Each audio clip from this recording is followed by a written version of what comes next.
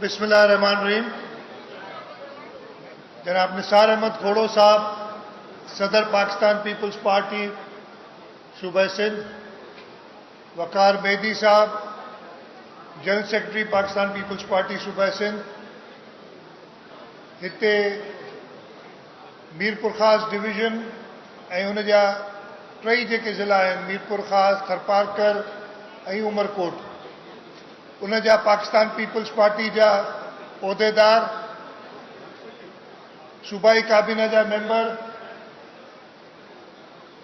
MNAs, MPAs, senators, उन जे अलावा district council ऐं जेके बि असांजी लोकल गवर्नमेंट्स आहिनि, उन्हनि जा इलेक्टेड चेयरमैन ऐं मेंबर्स ऐं पाकिस्तान पीपल्स पार्टी जा जाला कारकुनो, मुंहिंजी भेणूं, तव्हां सभिनी खे अस्सलाम वालेकुम। जीए भट्टो।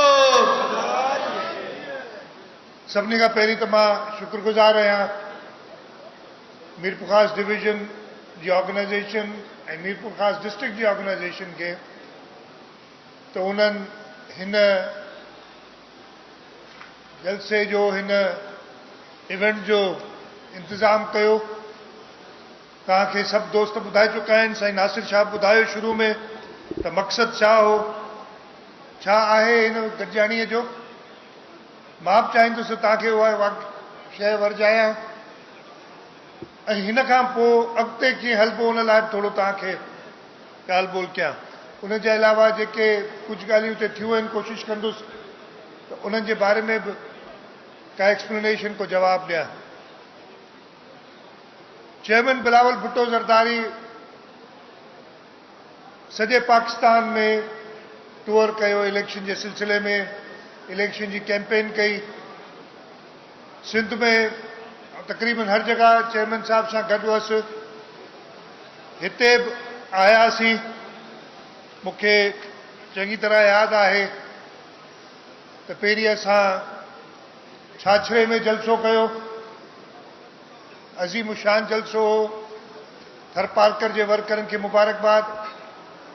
उतां वरी जॾहिं मीरपुर ख़ास पहुतासीं, बरसाति हली पे ऐं उन बरसाति में तव्हां एॾी वॾी तादाद में, हज़ारनि जी तादाद में उते पार्टी जा वर्कर, पाकिस्तान पीपल्स पार्टी जा चाहींदड़ उते मौजूदु हुआ बिलावल साहब खे ॿुधण लाइ।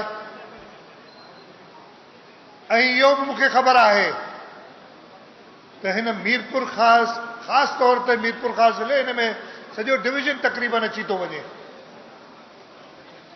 उन में काफ़ी साज़िशूं हली रहियूं हुयूं पीपल्स पार्टी जे ख़िलाफ़। ऐं तव्हांखे यादि हूंदो त चेयरमैन बिलावल भुट्टो ज़रदारी साहब मीरपुर ख़ास जी जलसे में उन्हनि साज़िशुनि खे बेनकाब कयो हो। ऐं पोइ इहे तव्हां वर्कर ई हुआ जंहिंजी महिनत सां पाकिस्तान पीपल्स पार्टी जे सभी उम्मीदवारनि कामयाबी हासिल कई।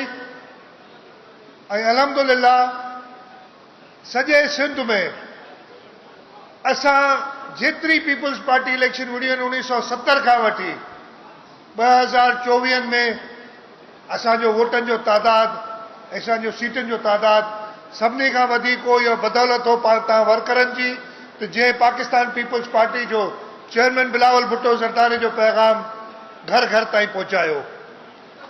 इन ई इलेक्शन मुहिम जे दौरान तव्हांखे चङी तरह यादि हूंदो, चेयरमैन साहब हर जॻह ते वञी, ऐं मां मुंहिंजे तव्हां ॿुधायो त मां हर जाइ ते उन्हनि सां गॾु हुअसि, हर जॻह ते वञी चई त हाणे इंशाअल्लाह ताला 8 फरवरी ते जेकी इलेक्शन थी गुज़री उनजो ज़िक्र कंदे त जॾहिं 8 फरवरी जी इलेक्शन खां पोइ इंशाअल्लाह ताला पाकिस्तान पीपल्स पार्टी जी हुकूमत ठहंदी ऐं उहा हुकूमत जेके बि उनजा वज़ीर या वज़ीर आला हूंदो उहे कराची में हुकूमत न हलाईंदा, उहे तव्हां वटि अची तव्हांजे चवण ते हुकूमत हलाईंदा।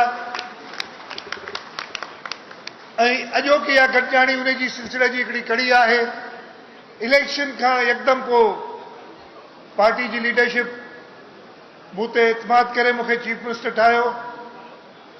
मार्च जे महीने में असां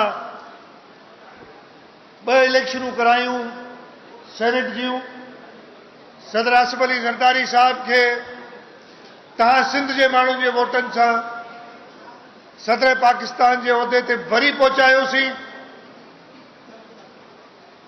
ऐं रमज़ान शरीफ़ जो महीनो अचण त अॻु में खपे हा तव्हां वटि, छाकाणि जो मां तव्हांखे ॿुधायां जंहिं ॾींहुं मूंखे नामज़द कयो हो चेयरमैन साहब, उन ॾींहुं मूंखे चई त तोखे हाणे हर ज़िले में वञिणो आहे। ऐं पंहिंजे वर्करनि सां वाइदो करे आयो आहियां, तोखे वञी यूसी लेवल जे माण्हुनि सां इनपुट वठणी ऐं हुकूमत मुंहिंजा वर्कर हलाईंदा, तूं न हलाईंदे। सो देर ज़रूर थी वई, मां तव्हांखे ॿुधायो त इलेक्शनूं हुयूं, वरी रमज़ान शरीफ़ हो।